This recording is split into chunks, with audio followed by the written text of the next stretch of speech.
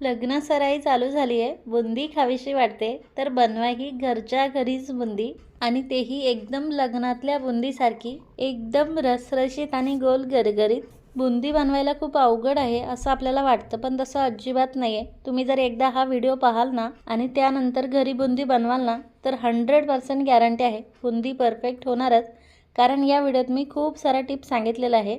मला माहीत आहे बऱ्याच जणांना बुंदी बनवताना खूप सारे प्रॉब्लेम्स येतात. कधी बॅटर पातळ होऊन जातं, तर कधी घट्ट होऊन जातं, कधी बुंदी चपटी होऊन जाते, तर कधी बुंदी एकदम कडक होऊन जाते, तर कधी एकदम अशी ओलसर होऊन जाते. या सगळ्या प्रॉब्लेमचं सोल्युशन मी या व्हिडिओत सांगितलेलं आहे. एकदम परफेक्ट आणि साधी सोपी रेसिपी मी तुमच्याशी शेअर केलेली आहे. त्यामुळे व्हिडिओ शेवटपर्यंत बघा. आणि तुम्हाला जर माझी ही रेसिपी आवडली तर प्लीज रेसिपीला लाईक आणि शेअर करा. लगेच वेळ वाया न घालवता बुंदीची रेसिपी आपण पाहूयात. तर बुंदी बनवण्यासाठी मी 2 कप बेसन पीठ घेते. बेसन पीठ आपल्याला अगोदर चाळून घ्यायचं आहे आणि त्यानंतर मोजून घ्यायचं आहे. जास्त दाबून भरलेलं नाही आहे. तसेच विकतची डाळ दळून आणलेली आहे मी आणि ते बेसन पीठ घेतलेलं आहे. आता यात आपल्याला 1 टेबलस्पून तेल घालायचं आहे, फक्त नॉर्मल तेल घालायचं आहे. आणि त्यानंतर आता थोडं थोडं पाणी घालून आपल्याला याचं बॅटर बनवून घ्यायचं आहे. सुरुवातीला मी 1 कप पाणी घेतलंय, त्यातलं थोडं थोडं पाणी घालून हे अगोदर व्यवस्थित मिक्स करून घेते. पूर्ण 1 कप पाणी घातलेलं आहे मी आणि याला आता व्यवस्थित मिक्स करून घेते. हे बॅटर बनवताना आपल्याला एक गोष्ट लक्षात घ्यायची आहे, यात एकदम जास्त पाणी घालायचं नाही, कारण पातळ झालं तर आपल्याला यात बेसन पीठ ॲड करतच राहावं लागतं. त्यामुळे 1 कप पाणी पुरेसं आहे. 1 कप पाणी घातल्याच्या नंतर जर हे बॅटर थोडंसं घट्ट वाटत असेल तर थोडंसं पाणी तुम्ही यात घालू शकता. आता हे बॅटर एकदा व्यवस्थित मिक्स करून झालं की याला कंटिन्युअसली आपल्याला 4 ते 5 मिनिट फ्लपी होईपर्यंत एकाच डायरेक्शनने हलवत राहायचं आहे. यामुळे बुंदी छान गोल गरगरीत तर होतेच, परंतु छान फुलते देखील. बॅटर किती छान फ्लफी झालंय तुम्ही पाहू शकाल आणि याची कन्सिस्टन्सी देखील पाहू शकाल. हे थोडंसं घट्ट वाटतंय मला, तर यात मी परत 1 टेबलस्पून म्हणजे पोहे खायच्या चमच्याने 1 ते 1.5 चमचा पाणी घातले फक्त, आणि परत याला आता 1-2 मिनिट व्यवस्थित फेटून घेते. जेवढं हे बॅटर छान हलकं होईल तेवढी आपली बुंदी छान होईल. आता याला 1-2 मिनिट फेटून घेतल्याच्या नंतर याची कन्सिस्टन्सी तुम्ही पाहू शकाल. सुरुवातीला बॅटरची अशी धार पडते, पण शेवटी असे 1-1 ड्रॉप पडला पाहिजे अशी कन्सिस्टन्सी आपल्याला हवी. हे बॅटर आता एकदम परफेक्ट आहे. 1.25 कपापेक्षा जास्त पाणी आपल्याला यात घालायचं नाही, नाहीतर बॅटर पातळ होऊ शकतं. आणि बॅटर जर पातळ असेल तर मग बुंदी पूर्ण चपटी होऊन जाते, छान फुलतही नाही आणि तिला आकारही येत नाही. आता बॅटर आपलं एकदम परफेक्ट आहे. बुंदी मी 3 कलरची बनवते, त्यामुळे मी थोडं थोडं बॅटर साईडला काढून घेते. हवं तर तुम्ही एकाच रंगाची देखील बुंदी बनवू शकता किंवा जास्त रंगाची देखील बनवू शकता. तसेच तुम्ही तुमच्या आवडीनुसार कलर यात घालू शकता. मी हिरव्या कलरची, केशरी कलरची आणि पिवळ्या कलरची बुंदी बनवते, त्यामुळे मी हे थोडे थोडे कलर यात घालून घेते.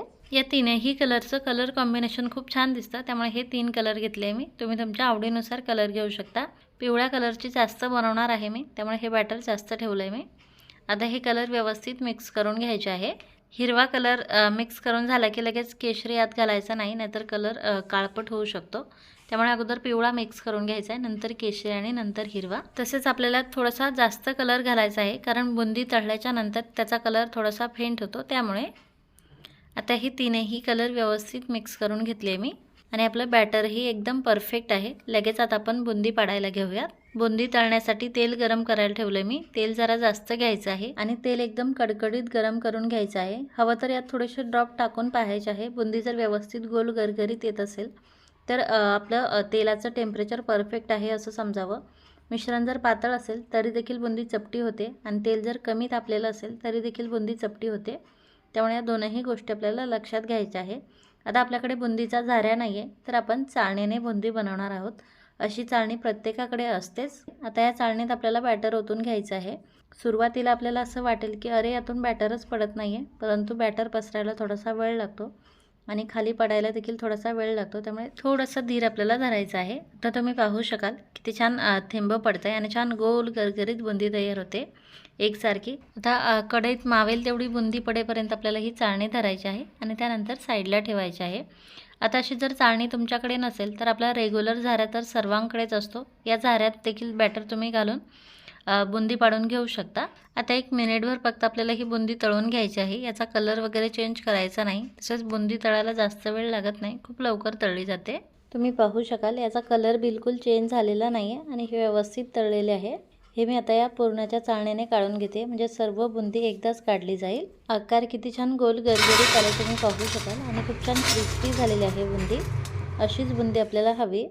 आता दुसरी बॅच देखील आपल्याला तशीच तळून घ्यायची आहे। चाळणीमध्ये थोडंसं बॅटर पसरवून घ्यायचं आहे, म्हणजे ऑटोमॅटिक बुंदी खाली पडते। आता या चाळणीला जर थोडंसं हाताने टॅप करायला गेलं तर अधूनमधून अशी मोठी मोठी बुंदी पडते, त्यामुळे न हलवता एकसारखी बुंदी पडू द्यायची आहे। आणि त्यानंतर आपल्याला ही मिनिटभर तळून घ्यायची आहे फक्त। तसेच बुंदी आपल्याला मीडियम फ्लेमवरती तळून घ्यायची आहे। सुरुवातीला तेल व्यवस्थित गरम करून घ्यायचे आणि सर्व बुंदी पाडून झाली की गॅसची फ्लेम कमी करून मीडियम फ्लेमवरती बुंदी तळून घ्यायची आहे। बुंदी छान तळली गेली की त्यातून छान क्रिस्पी आवाज येतो, त्यामुळे याचा जास्त कलर चेंज न करता हे आपल्याला काढून घ्यायचे आहे। दुसरी बॅच देखील आपली व्यवस्थित तळलेली आहे। आवाज तुम्ही ऐकू शकाल, एकदम असा कुरकुरीत आवाज येतो यातून। आता यातलं तेल आपल्याला निथळून घ्यायचं आहे आणि राहिलेली सर्व बुंदी अशाच प्रकारे तळून घ्यायची आहे। केशरी कलरची बुंदी देखील मी पाडून व्यवस्थित तळून घेतलेली आहे। किती सुरेख दिसते तुम्ही पाहू शकाल। आता ग्रीन कलरची बुंदी मी तुम्हाला बनवून दाखवते। चाळणी आपल्याला क्लीन करून घ्यायची आहे आणि त्यानंतर त्यात ग्रीन कलरचं बॅटर घालायचं आहे। तसेच चाळणी पकडताना आपल्याला काहीतरी कॉटन घ्यायचं आहे, कारण खाली बुंदी पडते त्यामुळे तेलाच्या वाफा निघतात आणि त्या वाफांमुळे हाताला चटके बसू शकतात। त्यासाठी कॉटनच्या कपड्याने चाळणी पकडून ठेवायची आहे। सुरुवातीला थोडंसं ऑरेंज कलरचं बॅटर होतं ते मी पाडून घेतले आणि त्यातच ग्रीन कलरची बुंदी पाडून घेतली, त्यामुळे हे दोन्ही असे ग्रीन आणि ऑरेंज एकत्र दिसत आहे। ही देखील बुंदी आपली व्यवस्थित तळलेली आहे, ही देखील मी काढून घेते।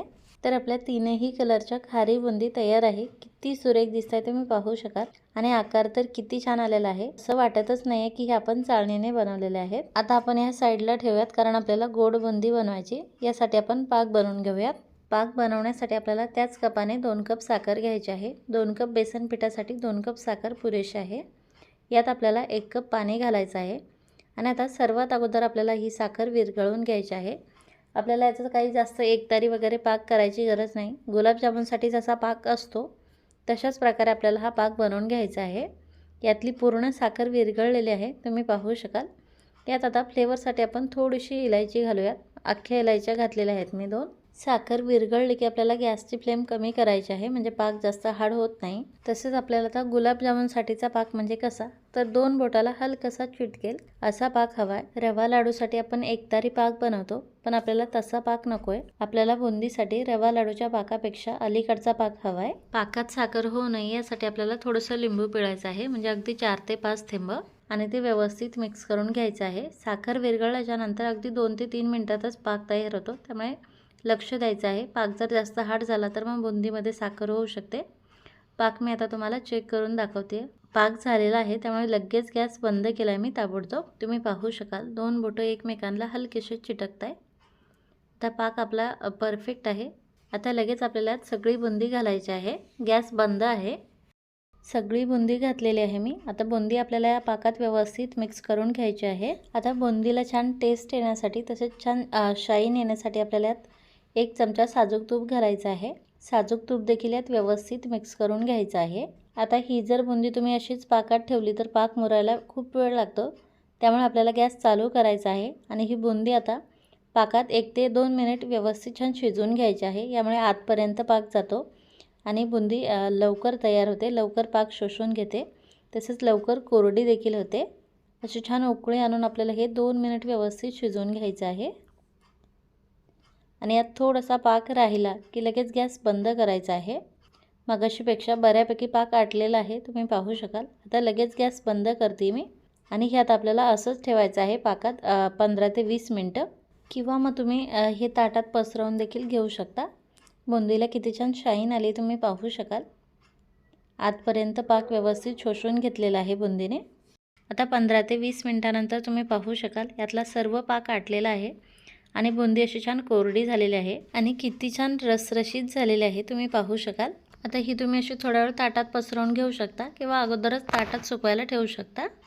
बुंदी थोड्या वेळ सुकवून घेतल्याच्या नंतर आता याचा रिझल्ट तुम्ही पाहू शकाल। किती छान रसरशीत झालेले आहे आणि वरून एकदम कुरकुरीत झालेले आहे। बरं, दिसायलाही किती सुंदर दिसते, तुम्ही पाहू शकाल। आकारही खूप छान आलेला आहे। कोणी म्हणणारच नाही की ही बुंदी आपण घरी बनवलेली आहे म्हणून, तेही झाऱ्याचा वापर न करता। तर अशा प्रकारे या सोप्या पद्धतीने तुम्ही घरच्या घरी विकतच्या सारखी बुंदी बनवू शकता। आणि महिना काय 2 महिने स्टोअर करून पाहिजे तेव्हा खाऊ शकता. तर रेसिपी नक्की ट्राय करा, खूप आवडेल तुम्हाला. आणि बनवल्यानंतर तुम्ही बनवलेली बुंदी कशी झाली हे कमेंट करून नक्की सांगा. तसेच तुम्हाला जर माझी ही आजची रेसिपी आवडली असेल तर प्लीज रेसिपीला लाईक आणि शेअर करा. पुन्हा भेटूयात अशीच एक नवीन चटपटीत रेसिपी घेऊन. Bye bye.